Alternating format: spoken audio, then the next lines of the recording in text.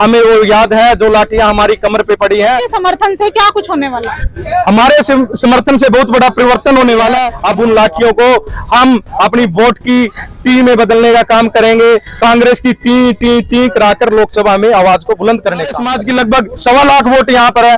तो आज क्षत्रिय समाज ने एक बहुत बड़ी भूमिका में बराड़ा के अंदर फैसला लिया, जो इनको हराएगा हम उनको जिताएंगे। वोटों से जिताओगे दिव्यांशु बुद्धिराजा जी को? मैडम मेरे को तो दिख नहीं रहा। आज 9 कॉन्स्टिट्यूएंसी है हमारे करनाल के अंदर। 9 की 9 कॉन्स्टिट्यूएंसी से लगभग बुद्धिराजा जी 2.5 लाख वोटों से जीत के। मैं शबनम और आप देख रहे हैं जनता की आवाज। इस समय आपको बता दें करनाल के अंदर मौजूद है और करनाल के अंदर लोकसभा का चुनाव लड़ने के लिए आजाद उम्मीदवार से रोमी राणा जी हमारे साथ मौजूद है, जिन्होंने नामांकन भरा था।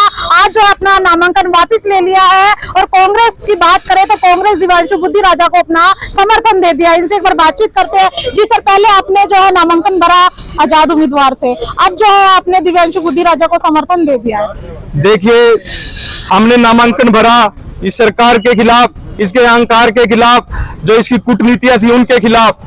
तो हमने देखा कि एक 31 साल का युवा पूरी लोकसभा को हिला के जिसने रख दिया, और कांग्रेस पार्टी ने पहल की कि वो 31 साल के युवा को टिकट देके भेजने का काम किया। आप देखिए भाजपा को उन्होंने लगभग 60 साल से कम तो मेरे हिसाब से किसी को टिकट ही नहीं दिया। तो ये युवा बहुत मजबूत है, करनाल की जनता इसके साथ है। तो समाज ने फैसला लिया कि हम भाई के हाथों को मजबूत करेंगे और ये लोकसभा में जाकर हमारी आवाज को बुलंद करेगा। आपके समाज ने तो भाजपा को समर्थन दे दिया है। कहाँ दिया भाजपा को समर्थन? समाज की तो आज मीटिंग चल रही है बराड़ा के अंदर, 50,000 लोग इकट्ठा हुए हैं। आप देखिए वहां से क्या फरमान आएगा समाज का। इसकी कुर्सियां लाने का काम करेगा समाज। प्रताप की जयंती मनाने के लिए नायब स्थानीय मुख्यमंत्री पहुंचे थे करनाल में और जोरदार स्वागत किया गया पगड़ी पहनाकर। पूरा का पूरा समाज आपका वहां मौजूद था। 10 साल से नायब सिंह सैनी कहाँ थे? मैं तो पूछना चाहता हूँ 10 साल से नायब सिंह सैनी कहाँ थे?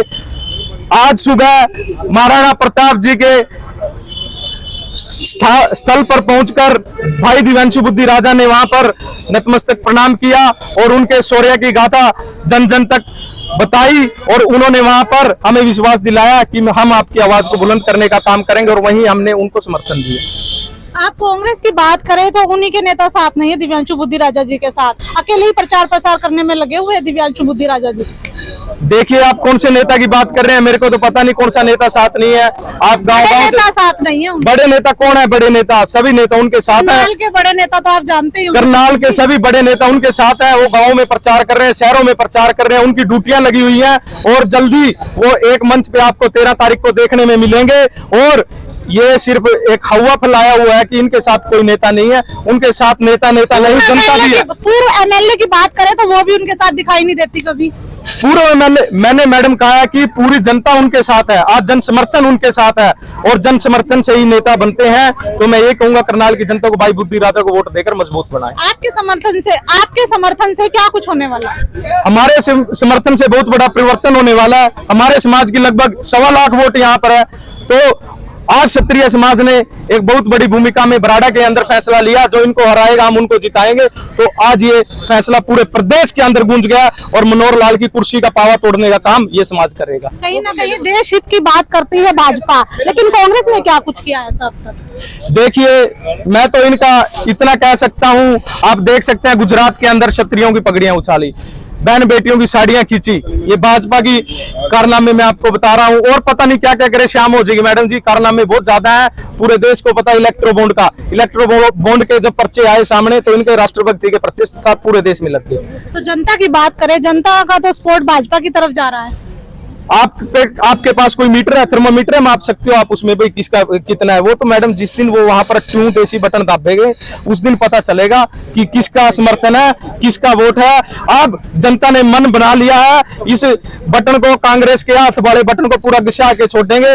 और जब रिजल्ट आएगा तो बुद्धिराजा यहाँ से जीत के लोकसभा का मेंबर हो। कितनी वोटों से जिताओगे दिव्यांशु बुद्धिराजा जी को? मैडम मेरे को तो दिख नहीं रहा। आज 9 कॉन्स्टिट्यूएंसी है हमारे करनाल के अंदर। 9 की 9 कॉन्स्टिट्यूएंसी से लगभग बुद्धिराजा जी 2.5 लाख वोटों से जीत के आ रहे हैं। हरियाणा के पूर्व मुख्यमंत्री तो कहते हैं 2-2 कमल खिलेंगे करनाल में। मैडम जो पहले ही पूरे हो चुके हैं उनका क्या जिक्र करें, उनको सरकार ने नहीं एक्सेप्ट किया। करनाल की जनता के लिए 9.5 साल में नहीं कुछ कर पाए। तो अब मैं ज्यादा तो नहीं कह सकता। वो आज उस व्यवस्था को समझें और वो कहीं जाकर अपना संघ का कार्य संभाले। हमारी करनाल की जनता ने उन्हें बहुत प्यार दिया, बहुत स्नेह दिया, और जो स्नेह उन्होंने किसानों को दिया, हमारी बहन बेटियों को दिया और हमारे जिम्मेदार वर्ग को दिया, हमें वो याद है। जो लाठियां हमारी कमर पे पड़ी हैं, अब उन लाठियों को हम अपनी वोट की टी में बदलने का काम करेंगे। कांग्रेस की टी टी टी कराकर लोकसभा में आवाज को बुलंद करने का काम करेंगे। तो रोमी राणा जी हमारे साथ मौजूद थे, जिन्होंने जो है आज दिव्यांशु बुद्धि राजा को समर्थन दे दिया है। आप भी कमेंट में जरूर बताएं कि 2024 में किसकी सत्ता रहने वाली है। जय हिंद, जय भारत।